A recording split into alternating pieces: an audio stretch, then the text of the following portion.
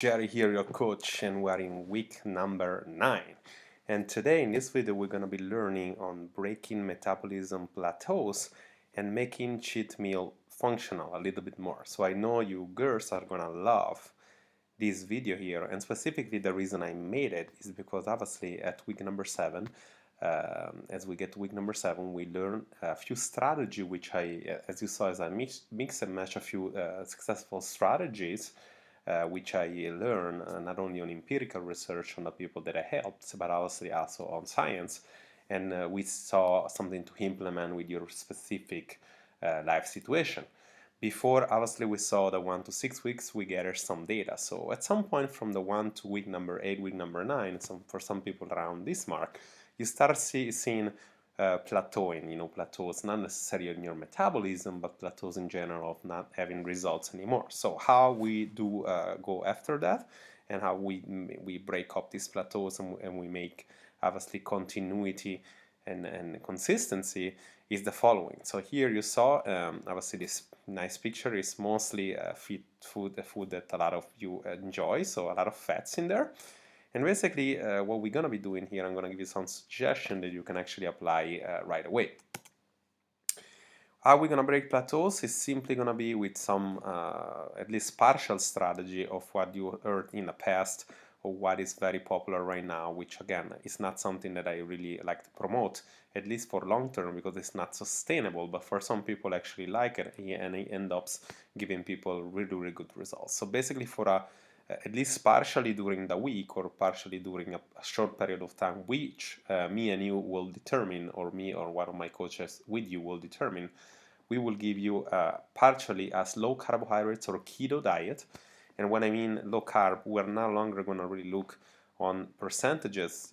Percentage wise, we'll split up something like this. So we're looking at protein, 70 to 75% of fat, 15 to 20% of protein, and 5 to 10% carbohydrates. And again, 5-10% means usually between 30 and 60 grams at the most in a day. So very, very different than what we did on a low carb diet, like when I suggest on the meal plans that you choose from the program for low carb diet. It usually means that you would have more of a 40-40 ratio on protein and fat, and about 20% carbs. So here, you pretty much replace the carb with a good portion of fat, which basically it will replace the calorie you need to be getting, but also it will replace satiety and make some processes happening in your body. Again, we will give a label to pretty much everything that we eat at this point. So this, you don't necessarily need to track all your life, but you will be able to track, because if you got to a plateau, it's because you are not aware really realistically how and what you're eating. And we're not no longer going to go on percentages anymore, but we're going to look at grams. How many grams you need of protein, how many grams you need of fat, how many grams you need of carbs.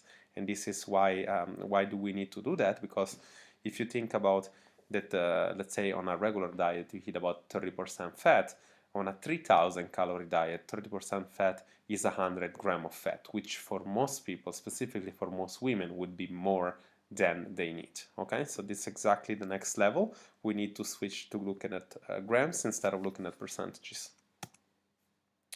So again, if you're not on level 2 yet, or if you don't like level 2, you need to become at least familiar, or we need to find a way for you to track things at least, I would say the very least, about a week or 2, because you do need to understand and give a label and realistically give a picture to your sizes, to the food that you're eating, and making sure that you're not doing the common mistake that got you not to be aware and not get results.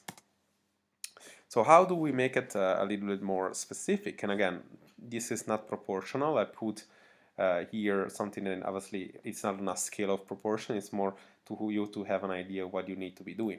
Again, you're not going to stay, there is really two fat loss strategy. It's really, one soft, a little bit more doable. Let's say that we need to create a 3,000 calorie deficit a week, more or less what we did before, 3,000 or 3,500, which basically means for most people 0.5 kilogram of fat you would be losing in about a week to 2 weeks. So let's pretend that, you know, normal caloric is around 2500 calorie, or sorry, around 2000 calorie. You see the 2290, it would be more.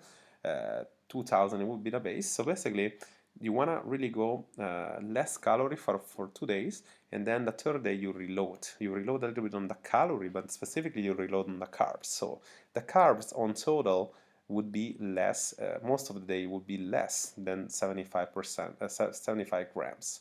When you reload, you maybe go up to 90 grams on those days. But realistically, the major comes from at least 50% fat. And how do you get 50% fat? First of all, you find 1.5 grams of protein per kilogram. So depending on the weight you're gonna have, you're gonna look for 1.5 grams of kilogram of your weight in protein.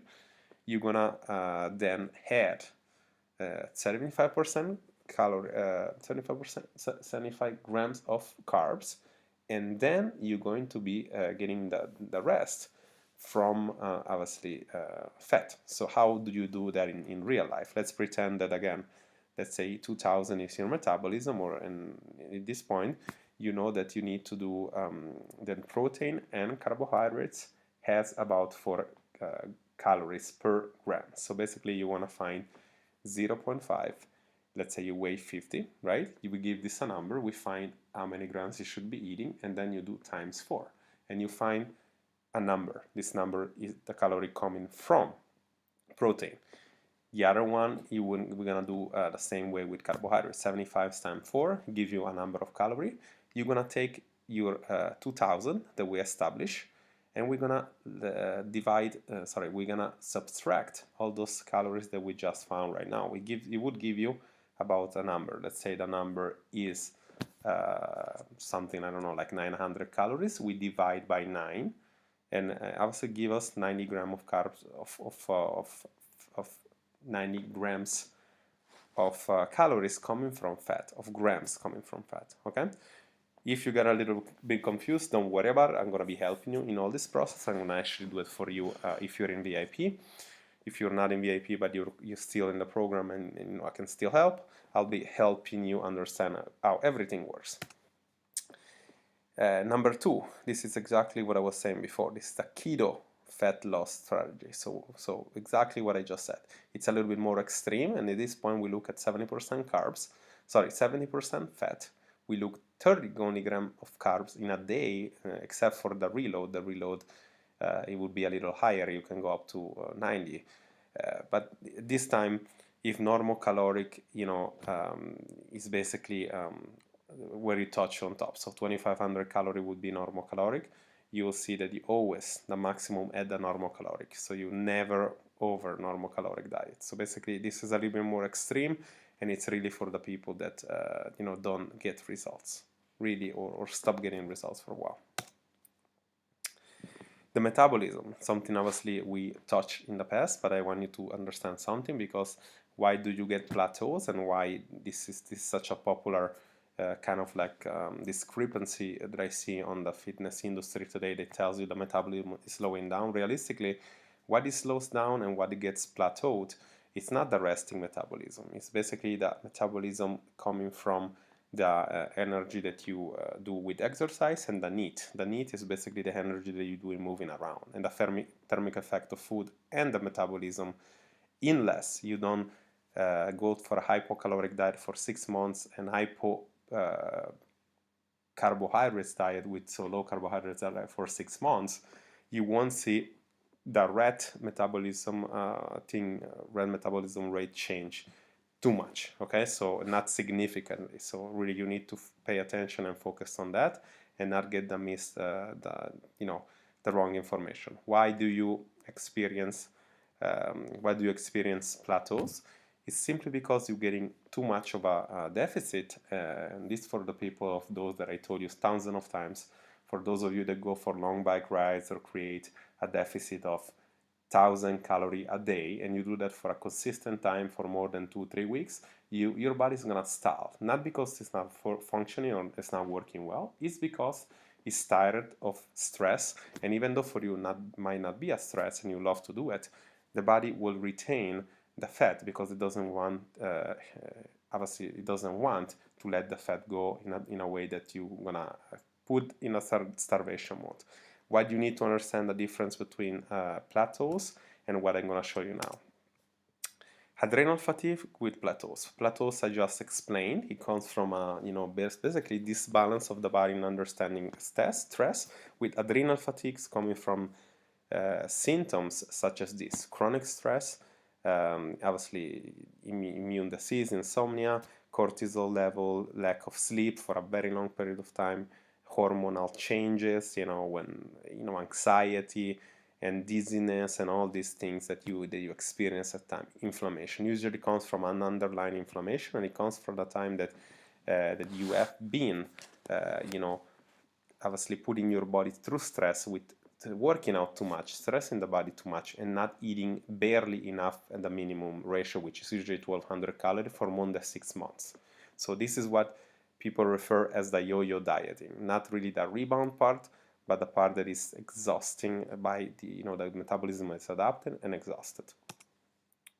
In this, again, you can stop the slide here and you can see the symptoms. Few of the symptoms would be obviously unexplained hair loss, frequency, at rest, beating frequency, palpitation, skin gets really heated,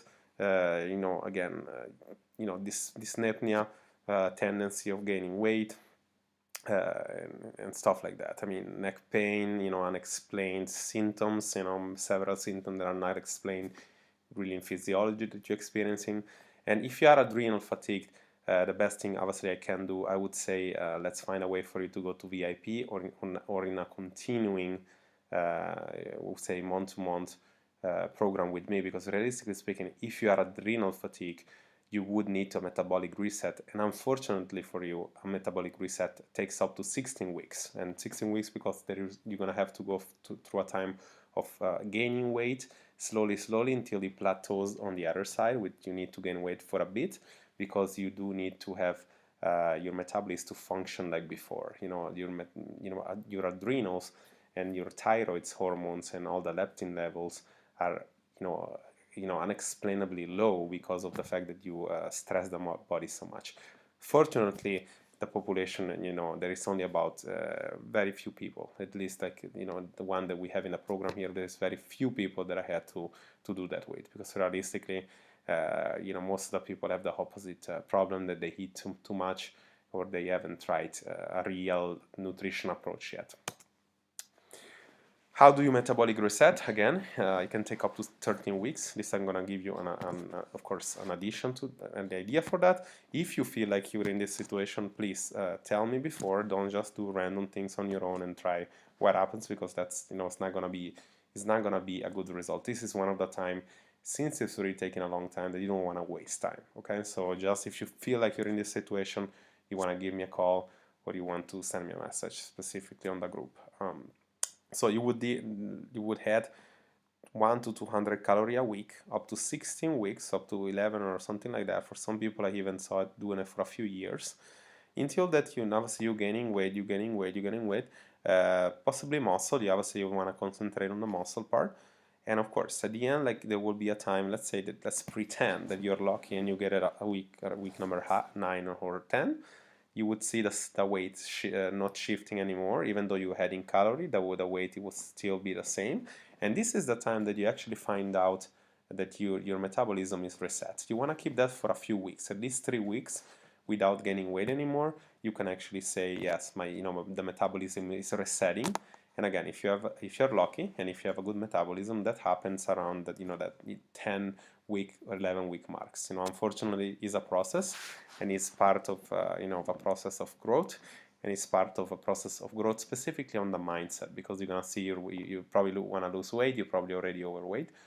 Maybe in that case, or you don't see your abdominals, and obviously you need to understand that before fixing the problems, which unfortunately is not your fault. We do need to obviously get a little bit on a bigger problem, at least on the mirror, because obviously we need to to get a higher metabolism, simply because if you don't get results with 1200 calorie, we cannot put you on a 800 calorie diet forever. And even though we could, and then you would lose weight, in the reversing diet, the hormone level will still be too low, and it would take you equal amount of time of possibly gaining weight because your metabolism is exhausted. So it's a process, and hopefully not so many of people need that. The difference between that and reverse diet is the reverse dieting is very simple. It's like when you get to a desired fat percentage, and again, this is part of you probably, I don't know if you're already here. If you're already here that you got to the fat percentage you want, then we want obviously heading back 15%. Let's say 15% you are now, and you're 1500 calorie. You want to get the same 15% but eating to 2000 calorie. Again, there is not a specific way to do it, but usually it's like 3 or 4 weeks you adding a few hundred calories, then you maintain it, then you go down again and up again. And again, this is something that obviously you can research yourself, but it's really done very well and really saves you tons of time if you do it with a coach, because realistically speaking, there is going to be obviously in the middle of all this week, there is going to be your period a few times, there is going to be level of stress that goes on, and then you simply don't have enough data and you don't have enough knowledge of knowing what these things happen. Obviously reverse dieting is one of the hardest things to do on your own, and unfortunately people think they're ready to go on their own when they fail to realize that if you got here, it's because you did some processes that your body is not used to, and you got obviously very good results. Maintaining is the actual hard part that comes. So that's why I always force and reinforce the fact that it's very, very important to maintain your results, because otherwise even in 6 to 10 weeks times you drop back to where you were before, it's not going to be successful, and obviously you would have probably lost half of your time. Okay, so reverse diet is one thing that we're going to go over together. If you feel like in that situation, you want to obviously text me and specifically ask for it. Now, how to cheat meal. This is very, I did do some video in the past, but obviously I wanted to reinforce that because I would like you to know when to cheat meal and so forth. So basically you can cheat meal at least once a week, just for physiology, psychology purpose mostly. If you're over 25% body fat, I would probably cheat meal once every 10 days. If you're under and as closer you get to 15%, you want to be doing possibly even 2 cheat meal a week. That's really good. And when I'm talking about cheat meals, I'm talking about going over your calorie specifically without thinking too much and without making count. Because if you eat a burger, even though it's not the best food that you can find out there, but it stays on your calories, that's not, for me, in my opinion, considered as a cheat meal. And that's part of the progression that you're learning in this program about good food versus bad food and mindset that comes with it. Because obviously what a burger for most people tells, it gives you a level of guilt that you feel like you're doing something wrong, that you're gonna get fat anyhow. Burger versus a pizza or versus a donuts, when in reality is that if it stays in your macro, yes, of course, it's not the best food you can eat. Yes, of course, performance-wise, it will make a difference. But realistically speaking, if you stay in your macro and if it stays on your calorie count, it's not considered, in my opinion, as a coach, as a cheat meal. So yeah, how do you break plateaus, and how many cheat meals would a cheat meals actually make? You really need to understand that you need to break plateaus, but you don't need to obviously get back whatever you actually did during the week. So if you did a deficit of 3,000 calories during the week, and in the weekend you put back more than those 3,000 calories, automatically that's considered a cheat meal. Because realistically, not only a cheat meal, but it's considered something that is going to break your results. So obviously, and why I did this slide before is because some people heard or some people see on the news that just by doing a day of cheat meal, your metabolism will somehow restart. What is being proven not only on the science and physiology, for most people it takes at least 3 cheat meals days to restart a metabolism when it's stopped. So obviously there is proof and not proof of this. You can try it on your own if that's gonna make for some people breaking the homeostasis for a few days. It will actually give you better results. For some people, for other people, not realistically. So it's something obviously you wanna try out for your own. Like I said before, make sure that it doesn't mess up the whole week. So if you have this kind of situation, 3,500 calories during the week and then 5,000 calories back on the weekend, you're probably lucky enough, because realistically you're not even gonna put on weight, because your set point keep changing, but the same way you are not gonna get results. Most likely you end up having the same, always the same thing. That's why people don't really lose weight. That's why they're not consistent, because somehow you're not aware of what you're doing during the week. And probably 2 days a week you're putting back around anywhere from 3,500 to 5,000 calories that you're burning more during the week. So the weekend you're probably putting that back. So realistically, what you want to be doing is something a little like that. So again, it's not on scale, but you take out 3,500 calories during the week. You may put back 1,000 during the weekend more on a cheat meal, controlled cheat meal, so that it doesn't matter if it's a donut or if it's a burger. Again, if you do put back maximum of 1,000, I would say maximum to 1,500 calories, it will make your process slower to go on. But sometimes it's really have to see how you see it. Do I want to live a little bit better, more social, and put back some calories and take a little bit longer? I would say so, because you're changing your mindset, you're making fitness as a lifestyle.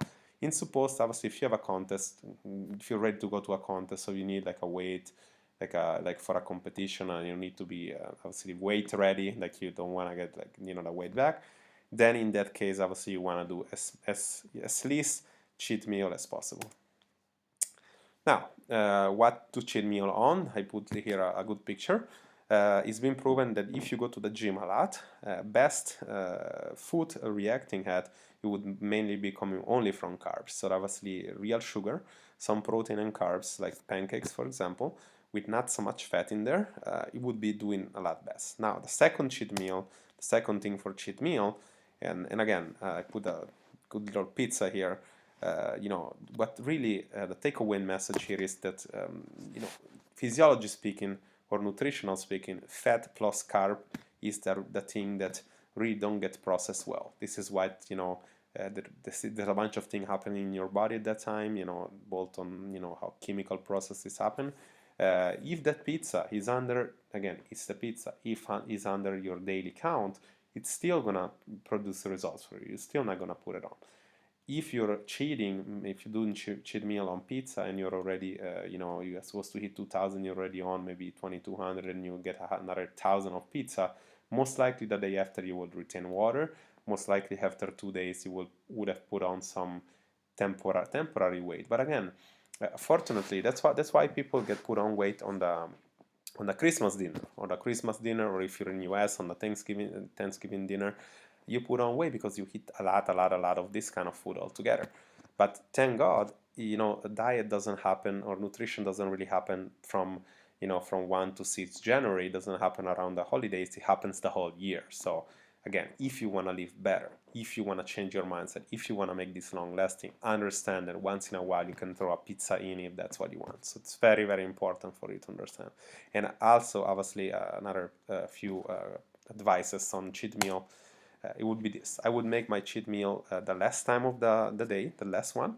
I will make my cheat meal on possibly on something you enjoy with somebody else, which is also the reason why you're not going to concentrate 100% of the energy on the food itself, but on the experience. This is also why it is very functional, because you cannot go out and order 3-4 desserts, not only for the cost, but also for the functionality, social life. And I would make the last meal of the night the cheat meal, because at least you're gonna end up the day very good, and you're gonna restart. It's like a restart clock for tomorrow on. While if you make the first day the cheat meal, the first meal of the day, it's gonna be really hard to get back on track in that day. And as I told you before, as it's harder and harder and harder, it's very easy to put on 2,000-3,000 calories the same day and obviously mess up the whole week that you did. Also, you want to use something that you usually don't get. If you're obviously in a product called low carbohydrates diet, you want to put some low carbs in there but high fat in there, or something high in fat. While if you are usually very low fat person, you want to put there as much fat as you can on your cheat meal. Give you something that you really enjoy, and especially don't feel guilty about it.